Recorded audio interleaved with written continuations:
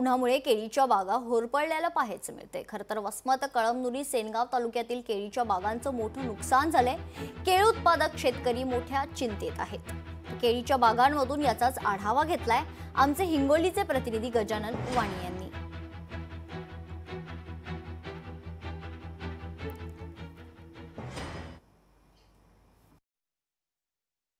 हिंगोली जिल्ह्यामध्ये यावर्षी मोठ्या प्रमाणात शेतकऱ्यांनी केळी पिकाची लागवड केलेली आहे। कारण की पारंपरिक शेतीला बगल देत एकीकडे सोयाबीनला बाजारात भाव नसल्यामुळे शेतकऱ्यांनी यावर्षी केळी पिकाकडे शेतकरी वळले आहे। मात्र मागील 8 दिवसापासून हिंगोली जिल्ह्यामध्ये तापमानात वाढ झाल्यामुळे केळी उत्पादक शेतकरी मोठ्या संकटात सापडल्याचं पाहायला मिळते।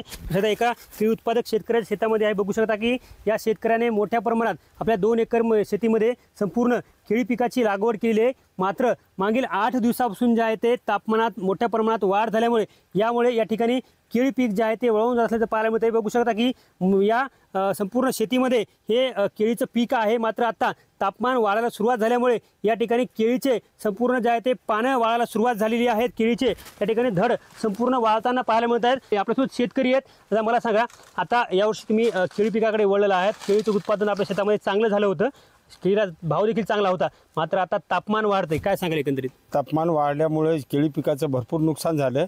नुकसान होऊन 10 लाखाचं उत्पन्न अपेक्षित होतं, पण त्या जागी 4 ते 5 लाख रुपयाचं उत्पन्न होत आहे। त्यामुळे सोयाबीन पिकाला भाव नसल्यामुळे केळी पिकाची लागवड केली, पण केळी पिकाची लागवड केल्यामुळे या तापमानामुळे केळीला भाव चांगले येतात, पण माल निघत नाही, त्याच्यामुळे नुकसान झालं। किती एकर शेतीमध्ये आपण केळी पिकाची लागवड केली होती? 2 एकर शेतीमध्ये लागवड केली। 10 लाख रुपये उत्पन्न अपेक्षित होतं, पण त्यापैकी 4 ते 4.5 लाख रुपये उत्पन्न होईल।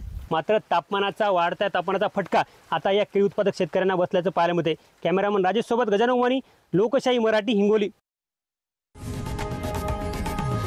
लोकशाही मराठी, ऐका, पहा, जागरूक रहा।